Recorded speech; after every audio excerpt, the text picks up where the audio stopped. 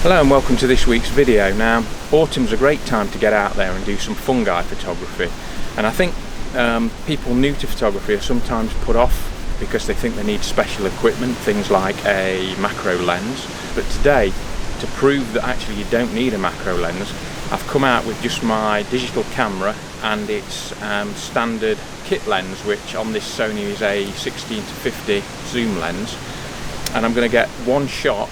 I'm going to try and get one shot of some fungi, and hopefully you'll see that you can do that with no special equipment. Probably the only things I am going to use is a ground sheet, piece of white card and some silver, piece of card with some tin foil on it.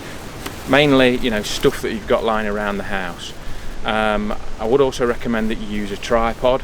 Other than that, there's going to be no special equipment. And yeah, we'll see what we can do. So I'll catch you later when I find a subject.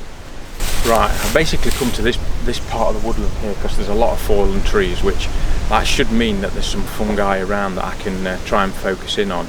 Now, normally, sort of during the summer and into the autumn, I run some macro photography workshops, and a lot of the time we do some fungi photography. Now, what I've discovered over the past years of doing that is that there is a tendency for people to rush when they find a subject. So they'll find some nice fungi and they'll take a picture of it, and then that'll be it. They'll be moving on to the next. And what tends to happen then is they get 10 images throughout the day that are nice.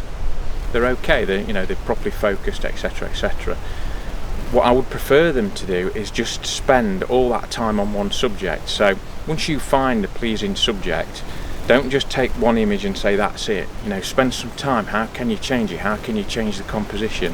I would much rather that when you're doing this sort of photography that you come away with one image, but one stunner that you can put on your wall. And that's hopefully what we're going to try and do today with some sort of lighting techniques and things that you know, everybody can really do. So anyway, I'm going to scout around here. When I find a nice little piece of fungi, I'll get back to you. Right, I hope you can see from these images I've actually found a composition now. To be honest, it's been quite difficult today. I don't know whether we've had actually too much rain.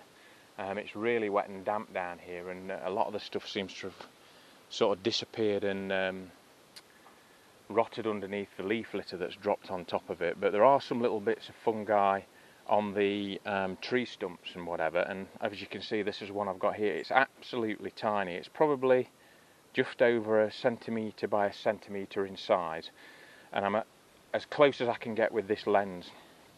Now, that to me makes quite a pleasing composition as it is, but as you can see, it's quite untidy.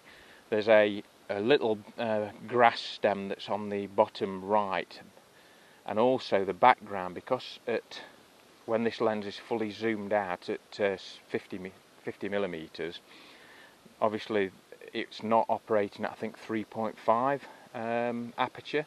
Now obviously if I want to blur the background out, I want as wide as an aperture as possible. The widest this will go at 50 millimeters is 5.6.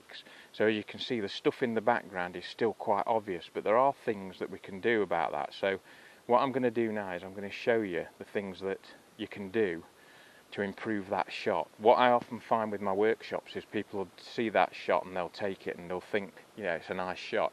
And it is a nice shot, but it just needs what I would call a little bit of gardening to improve it. And what you're trying to do when you do this is move things around, but try and do them non-destructively as much as you can. I mean, if it's a piece of grass or something, you're all right to move it out of the way, but you know, where do you stop? You don't want to stop chopping tree branches off and things like that. But if you can actually bend them out of the way while you take the shot, then, you know, in my opinion, that's fine. So anyway, I'm going to do a bit of gardening and see what you think of the shot then. Right, this is obviously where the ground sheet comes in for all this work. Obviously with it being really wet at this time of year, What a lot of people don't want to do is crawl around in the mud for hour after hour. So if you've got a ground sheet you can just put down, you can just lie on that to your heart's content and know that you're going to be dry and not going to be wet through. So as I say, once you've found your subject, set up and then start trying to tidy up the area to get the shot that you want. And also consider things like the rule of thirds and things like that. Obviously on this shot I've put the fungi on one of the thirds, and also obviously I'm going to be considering, if I need to crop the image, what I'm going to be able to crop out. So I hope you can see I've cleared the background. I've got it a much nicer background, a much less distracting background. And even though I'm an f5.6, because I've sort of moved the stuff away, it's enabled me to, and I've flattened it down, it's enabled me to get that shot with a nice clear background. Nothing's been sort of taken out or removed, it's just been sort of flattened down temporarily. I mean, you can put a cover down or anything in the background just to move it out of the way. Another option is to shoot slightly lower. I'm actually struggling with this tripod to get it much lower, and this one really does go quite low. So if you're having trouble with that, something like a beanbag, to rest your camera on, so that you can just rest it really low to the ground, that would enable you to shoot up slightly and might be able to remove a few more of the distractions from behind the subject. So I'm just going to take a shot of this now as it is, and I'll put that one up on the screen so you can have a look at it, and then we're going to look at some lighting techniques to perhaps change the image a little bit more. The other thing I'd say on lighting, at the minute we've got some bright sunshine coming through, which again is not ideal. I find that for things like plants and fungi, the best sort of weather is when you've got bright but an overcast day, so there's no direct sunlight, because it can cast quite harsh shadows. And I'm quite lucky at the minute that my shadow is basically over the top of my subject, so I'm removing any of the nasty shadows that I've got across it with just being in the position that I am, because the sun's behind me.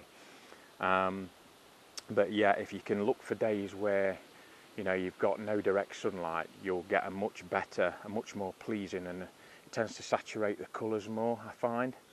Anyway, I'm going to take a shot at this, and then we'll try some lighting, simple lighting and bounce lighting, to try and change what we can see and the effect that has on the fungi that I'm taking.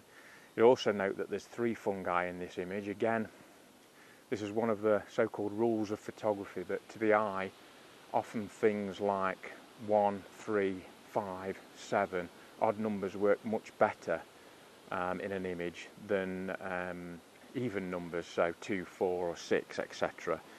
Those rules can be broken if it's not really a rule, it's a guideline, it's just something to look out for that might help you improve your image.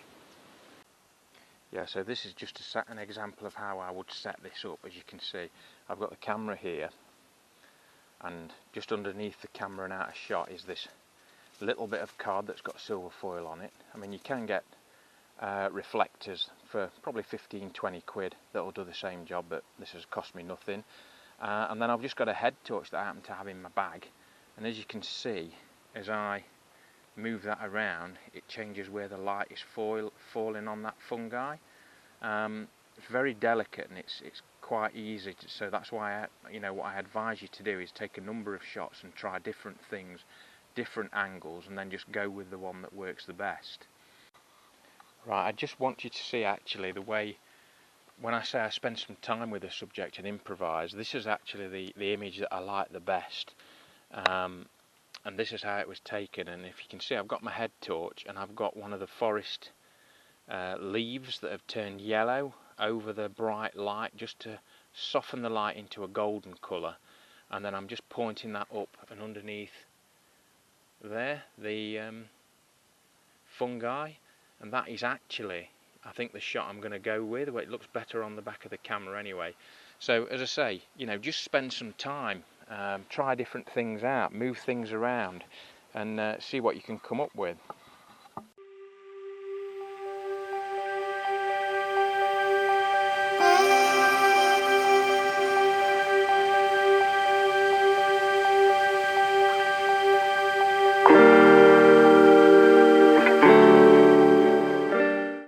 Right, hopefully you've enjoyed this week's video, which was a short look really into using your kit lens on your digital camera to try and get some interesting macro photography shots.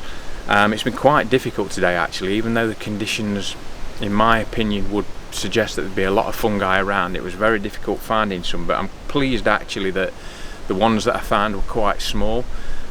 Being so small, it does really show that even with a kit lens that you can produce some nice images without going to the expense of a macro lens. So anyway, I hope you've enjoyed this video. If you have, give it a thumbs up. I hope you've found it useful and picked up a couple of tips off there that you can use in your own photography.